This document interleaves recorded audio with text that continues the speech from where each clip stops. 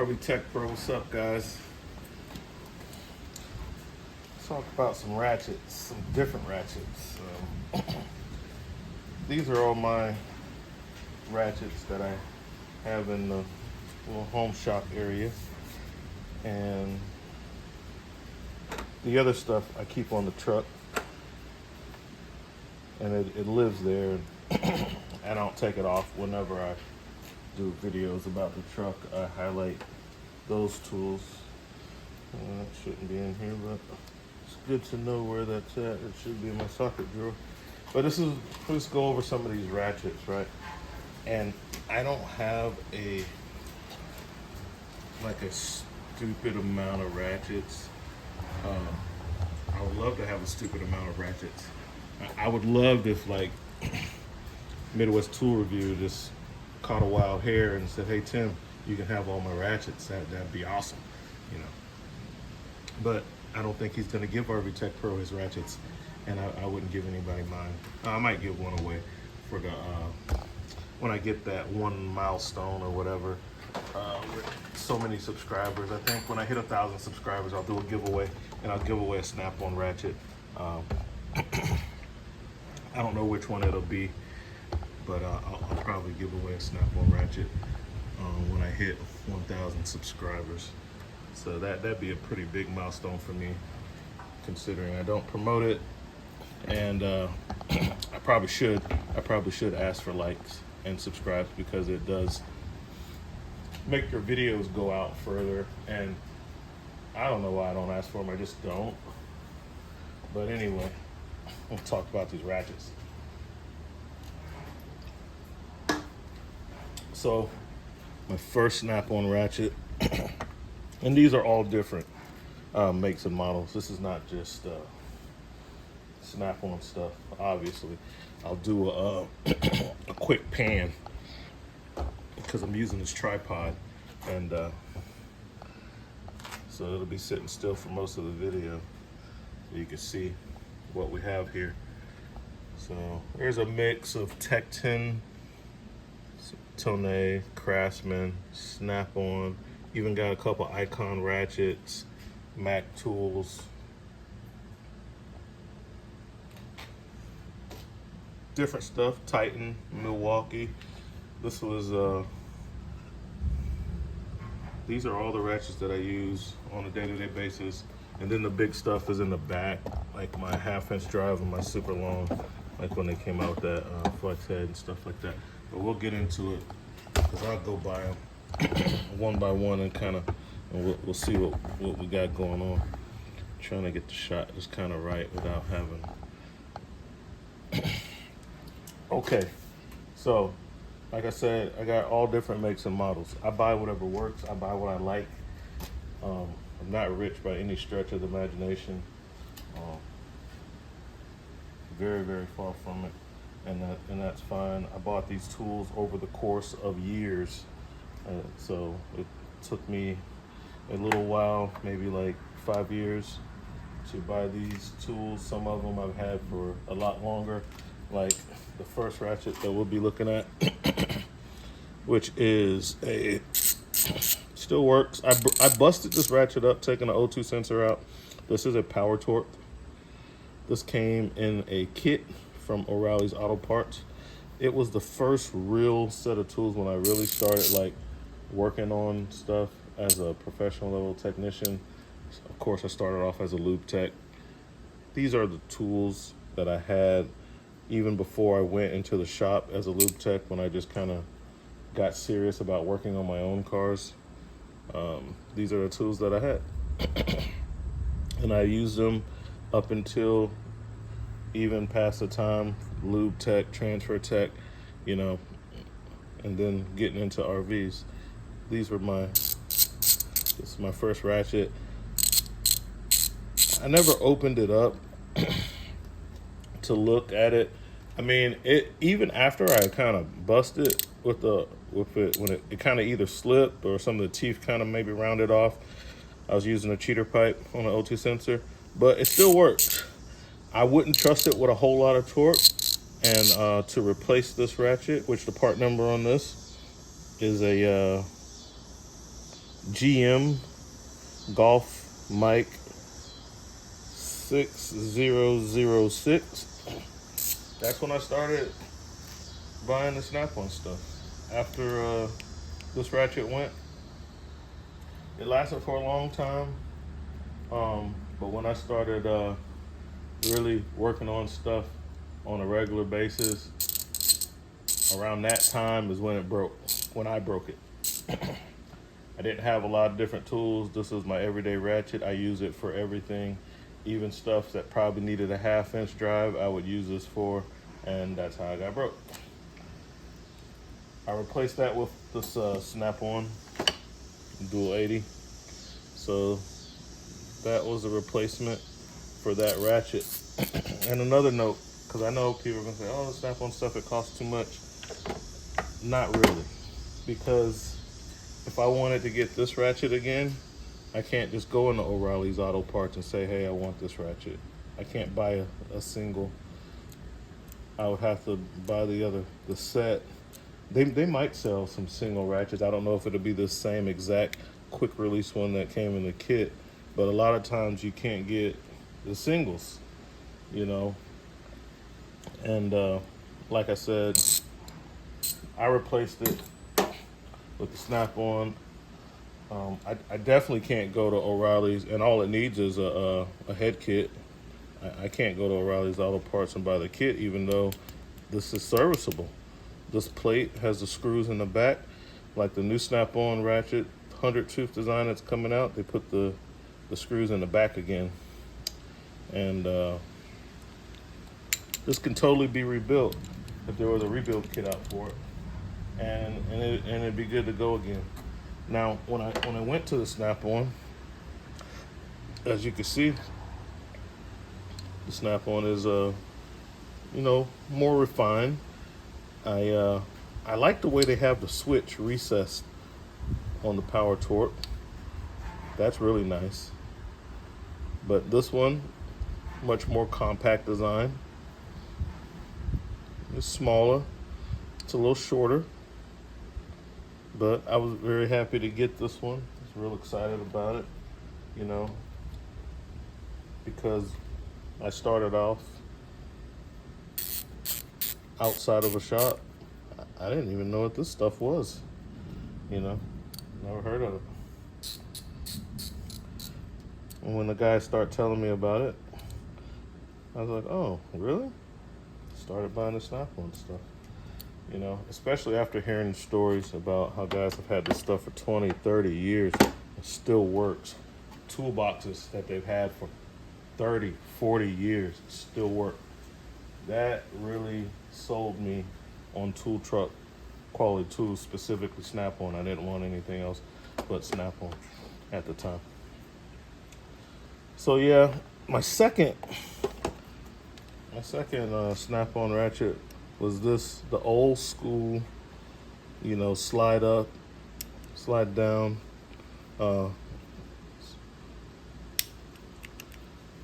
lock and flex head.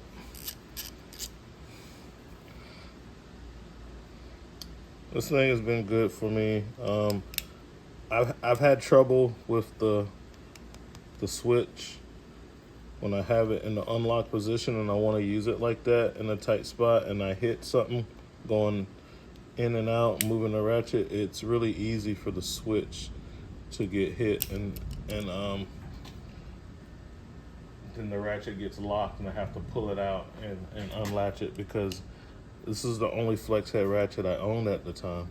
I had this dual 80 straight, and then I had this longer flex head.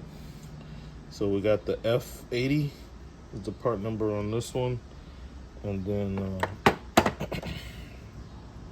on this guy it's the FX80 Alpha Foxtrot X-Ray 80 Alpha. That's the part number on this. But this is a good tool for me, and like I said, that gave me some trouble in a lot of situations, and I didn't like that. So that's kind of where it started for me, and I definitely was not disappointed in the quality of the tools that they sold. The price was higher than I would typically expect to pay for tools, and I do believe that the prices are inflated, but I'm also a big proponent in you get what you pay for. And I found that to be true so much, and as a business owner now, I can't even afford to try to cheap out on stuff because I lose money doing that, and in the end, I end up buying the other thing anyway because I get so angry when the cheaper thing, whatever it might be, fails, and instead of buying another crappy whatever it is, I just buy the good one that I should have bought to start with. This is an old Craftsman. This is really old. It still works. 1/4-inch drive, Craftsman USA. This is came out of an old set of tools that I had. I used to have great neck tools. A lot of the other sets of tools, I've had many other sets of tools, but I don't have them anymore. Either I lost them, I broke them, or whatever. You move from state to state, stuff gets left behind. Things happen. So, yep. And so I started buying all kinds of stuff. Like this Tecton 1/4-inch. I bought some of their sets. This thing was good, but I'll tell you, I had this is their flex head, has a detent. I really like that. Now this is the offshore stuff. It's made in Taiwan or whatever, but I didn't care. I was, just trying out different tools, trying to find stuff for tight spots that work. It's not really much. The Craftsman looks like it's smaller, and this thing is like 20 years old than the Tecton. Then I started buying, like this is a 3/8 drive Tone. This is definitely offshore. But it's quick release, man. It's tiny, compared to my F80. So I started running into problems. How you feel, Daddy? And I started buying different things to solve those problems, so it's easier for me to work on cars. So I got that, and it just went from there. And I just started buying different stuff to make it easier. Let's see, I got these off of Amazon. These things are awful. Tom Mars. This is like a 1/2-inch drive study. I never found a use for it, and it's huge. It's about the size of a gear wrench, but it is serviceable. It has screws in the faceplate. It's quick release. I just never found a use of a 1/2-inch ratchet that's that small.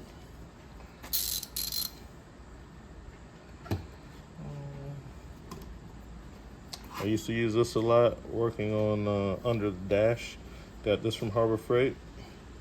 It's Pittsburgh composite ratchet. Quick release. I started off I always only wanted quick release ratchets, and then I started having issues with the button getting in the way, and so I started buying non-quick release ratchets because of that. So the stuff that I have, it's an evolution from problems that I ran into, and it's probably going to be the same for everybody. And if you just do stuff, maybe every blue moon on your own stuff, you won't end up with a lot of this stuff because you're probably not going to encounter the problems that a professional technician is going to encounter. A lot more situation and problems to where they need to go out and buy different things, or they might have lost their shirt because flat rate is a monster. And when it takes you an hour to do something that had you had a different tool, you could have done it in 15, 20 minutes with a lot less stress, you're going to buy the right tool. I promise you. You will buy it. And you're not going to cry about, oh, that cost $90. I could have got something else. I could have bought this for 50. Well, this can't do what this can do. These are two different tools, and they're the same tool, but they're different tools. They're both 1/4" drive ratchets, but the form factors, use them for different things. So at a certain point,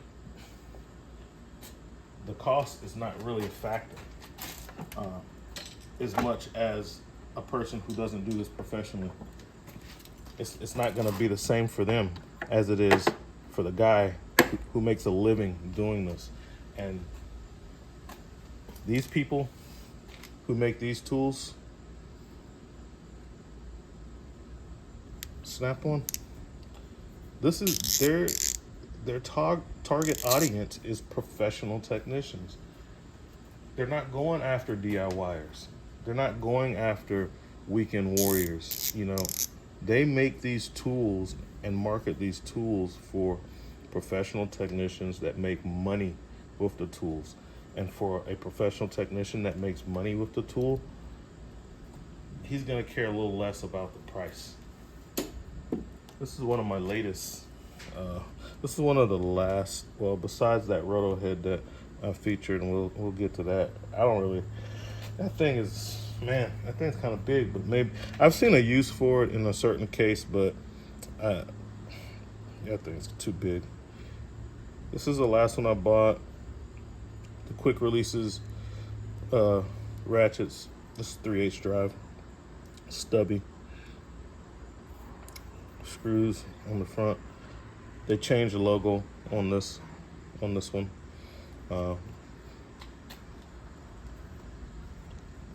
It's using like a just a friction. There's no detent or anything like that on this, but it's nice. Switch, nice, easy. I'm used to it. It's very intuitive for me on those, so I definitely like that. I can't remember how much it costs. I mean, it probably was like $150, $160. I don't know. You know, it's gonna be hard for some people to pay that for a small ratchet like that. But like I said, you know, you can get good deals on good quality tools without having to buy Snap-on. But as I spoke with someone in the comments on one of my other videos, this is a Koken. There's really low back drag. And this is like the old gear set that Snap-on used to have in the previous generations to the dual 80s. This is a 36 tooth gear set in here, but it works really good and the back drag is really low. If you don't need a really, if you're not in a swing arc situation to where it's super tight, and if you're using this, a lot of times for me, I'm kind of palming it anyway. You know, you can get away with using this.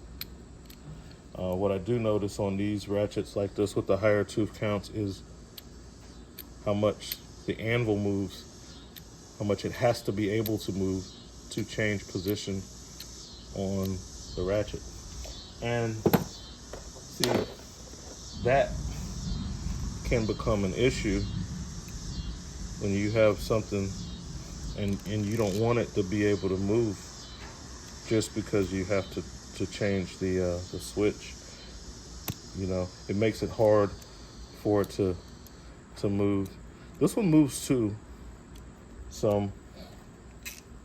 These are dual 80s, the hard handles. I started getting into these when I started working on transmissions, and my preferred handle is just a chrome, but man, they're slick, and I like a chrome without the button for tight spots.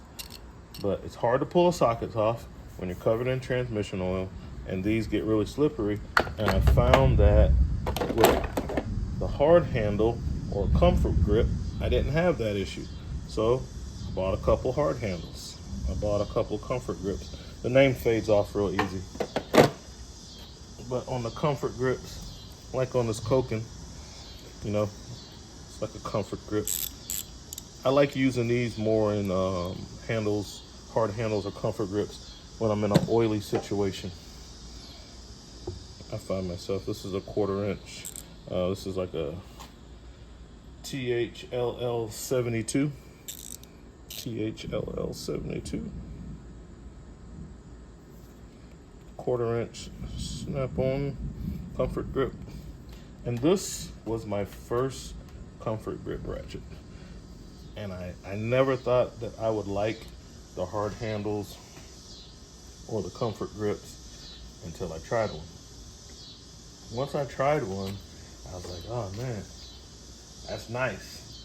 So I believe the next comfort grip that I got where I really was able to appreciate, you know, a use for it was when they came out with the new locking flex heads from Snap-on. And when they came out with these, when the guy first got his first shipment on the truck, all he had was comfort grip. And I was like, oh, I don't like comfort grip. But I bought it because that's all he had. But man, it's so much easier to put the torque on the ratchet with the comfort grip. I'm not worried about hurting my hand or slipping. So I was able to apply much more torque with this handle versus this handle. So I still love my chrome, but oily situations and when I gotta put a lot of torque, I like that fat comfort grip. It's a lot better for me. And then, like I said, I like my quick release ratchets. It's 1/2 inch Tecton detent pin style, quick release flex head.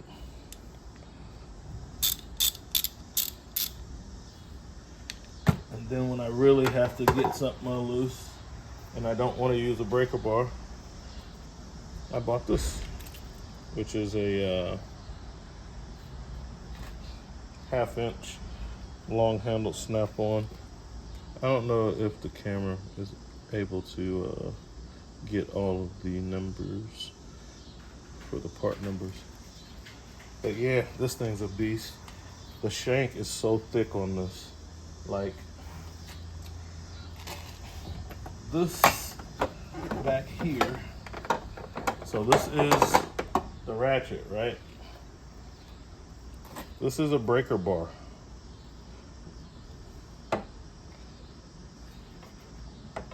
This is a Harbor Freight breaker bar. That has served me well. Head right there. You know, it's a breaker bar.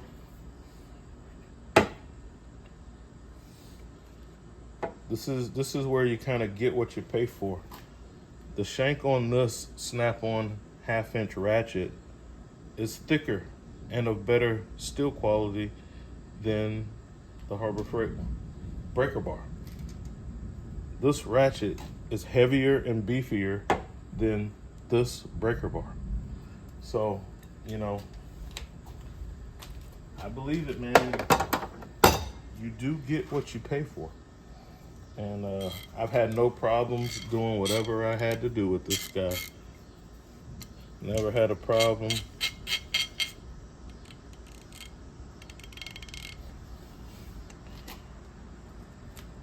Cheater pipe, and for me a cheater pipe is the handle off of one of my large floor jacks.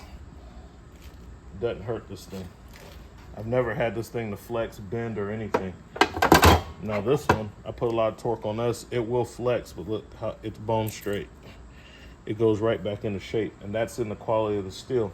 Had other tools that I don't have anymore. When you get them to bend like that, they stay like that. Even pry bars. So that this goes to speak to the quality. This is a recent purchase. This thing is huge. This roto head Snap-on. Never use it yet. I probably throw it on the truck and use it on my mobile RV truck. And then I started getting into the Mac stuff. So like, this is a good handle, man. This handle on the Mac, a little oil on it because I normally use this for changing oil on my trucks. And this one is like the assembled in the USA one. I have other ones that are like the made in the USA ones, like these. But this handle, guys, this is a very comfortable handle. I love the locking mechanism on the Mac, so I started branching out. Like I said, I buy whatever works, and I found that this is my favorite locking mechanism. The button right there to change the, I really like that. And again, the selector switch is good. They have the screws in the back of the faceplate, like Snap-on's going back to doing. A long time ago, Snap-on used to do that. They're going to start doing it again with the F100 ratchets, the new ratchets that they're coming out with. But on this Mac ratchet, for me, the handle and the locking mechanism, flush, never gets in the way. It can't accidentally get bumped. And it's just awesome. This is just an awesome tool, and I use that one a lot. And again, the comfort grip on this, they're way different than the Snap-on comfort grip. It's not as big, but it is a good comfort grip. Mosquitoes are starting to come out of here, so I'll have to speed it up. Plus, I don't need this to be like an hour-long video. And 1/2-inch Tecton flex head. Buy more flex head. I even have stuff like it's Titan. I'll see something while I'm in the part store. I think this is like a 90 tooth mechanism. And what got me about this one is the handle is styled like a comfort grip, but it's all aluminum, and it feels pretty good. Now, I've heard from other people that these are not really strong, and if you put a lot of torque on them, that they will break. And you know, maybe it was 20 or 30 bucks, but I don't know what the warranty is on this. If it has a lifetime, yeah, it is 90 teeth. It says it right there. I don't know what the warranty is. If it doesn't have a real warranty on it, you know, you break it, you buy it again. And I wouldn't. If I broke it and it didn't have a warranty on it, I wouldn't buy it again. Milwaukee, I don't like their handle. For me, with the ratchets, the handle is a big deal. I like the business end. The mechanism is buttery smooth. It's nice. You can tell it's a high tooth count ratchet. So I'll still use it, but I don't like the handle, so I rarely use it. I have used it. Should I say I have used it? But the handle just it's I can't get down with the handle, man. It doesn't feel really good in my hand. That's what I don't like about these, is the handle. I mean, I got some DeWalt ratchets that are on the truck, and they got some weird handles too, but I don't know, man. I can't get down with that handle. That's why, I mean, like I said, I started off with this old Power Torque, and I'm used to that.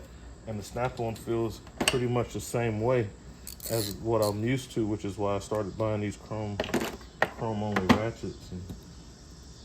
But then when I got this Koken, man, that felt really good, and it had that, whatever that composite material is on the handle. What else do we have in here? Like I said, I don't really have a whole lot of ratchets, man. I buy what I need, so I have like the stuff that I need. Every ratchet that I have in here, with the exception of this one, I bought for a specific need, whether it was access. Like when I bought this roto head, I wanted to try a roto head, but I wanted it to be useful. And this one is in a 1/4-inch body, so it's very small. And I got the feature of a roto head, a spinner, and everything. So this one's actually useful to me. But like this ratchet, I didn't buy for a specific purpose. This is the first time I got a ratchet not for a specific purpose. The rest of these ratchets I bought because I had a need for them. These little stubbies. All this is 1/4 inch, this little 1/4 inch foam set of varying lengths, you know, more so for access, not torque. I was just today talking, responding to a comment from a viewer about a 1/4 inch ratchet just like this one, 1/4 inch long handle that coworker of mine had and warrantied it out a bunch of times. Got the guts fixed on it. It was an older style thing, like 20-something years old. And then when he was off a Snap-on route and he was just on a Mac Tools route, he couldn't get up with the Snap-on guy, but I could. And so the last time he broke it, I warrantied it out for him, and they just gave me this ratchet, which was not the old ratchet that he had with the low tooth count, because they didn't make the repair kit anymore. And that's part of what goes into these, man. You pay $120 for this ratchet, but if you bend it, you break it, the anvil snaps off or whatever, the guy's gonna give you another one, no problem, no question asked. And that guy had his ratchet repaired 3 times. I replaced it. He still has it. He paid like $80 for it 20 years ago. So, like, if you average that out a year, I mean, what did it really cost him? Pennies, you know, especially since he ended up with a $120 version, today's version, for his old busted one, and it didn't cost him anything. So these tools are for professional technicians. Anybody can use them, anybody can buy them, but the target audience is for professional technicians. And then that's who Snap-on is going for. You have a lot of people who are DIYers that see the benefit of buy once, cry once. You know, you buy cheap, you buy twice. They want good quality stuff that's going to work, and they don't want to have to keep replacing it and dealing with it when it fails in the middle of a job. And they want quality stuff. You got high-end DIYers like that that's going to buy high-end tools because they know, and they're probably professionals in some other field, and they already have that mentality. So they're going to buy, you know, the top of the line stuff, even though they might not be a professional technician. And they know the true value in it. They're looking past the sticker price and on to the longevity of the tool, you know, which is a part of it. So that's what I got for you guys. I'm gonna get in the house before it starts raining. Here's another, before we go. This is really old. I've had this for a long time. This is a Stanley, and kind of gimmicky, 1/4 inch on one side. And I still use this to this day. I use it exclusively for oil filters. Here's an example of where I got a cheap tool, an old tool, that did the job I needed to do. This thing's over 10 years old and still works, and I still use it. And it's not Snap-on. Still works, still good. Still use it. So you guys got to choose what's right for you. I would recommend, if a guy's just getting into the business, I know a lot of people say, oh, when you're just getting started, don't buy Snap-on stuff and things like that. I think of it the opposite way. I say buy the stuff you need. Maybe you start off with 2 or 3 ratchets. Just go ahead and make the weekly bill on that and start your tool collection slowly with the good stuff after you, and then you'll have it for life, versus buying cheaper tools that you have to keep rebuying and they keep breaking on you. You know, in some cases, sometimes you have cheap stuff that lasts for a long time, like these sockets, which are like 10 years old, and they're great and they still work. So the stuff that really matters, you know, like your ratchets, you know, get that stuff off the truck, even starting off. And then the stuff that doesn't matter as much, like some of your sockets, especially impact sockets, buy them from wherever, you know. And then when you can upgrade to better ones, upgrade, but do it early so that you don't have to keep buying the cheap stuff over again. Because in the long run, 20 years, if you plan to stay in the field, you're gonna be glad that you started off with a set of snap-on tools versus whatever else. And the resale value is very good. If you get out of the trade and you spend $10,000 in snap-on tools versus $10,000 in, no-name tools, and you want to get rid of them, people are not going to give you anything for the Harbor Freight tools. But the resale value is very good on the snap-on tools, and you can cash in on your investment whenever you got ready. You put that stuff on eBay and you get your money back. So that's what I got, guys. I'll catch you later. RV Tech Pro out.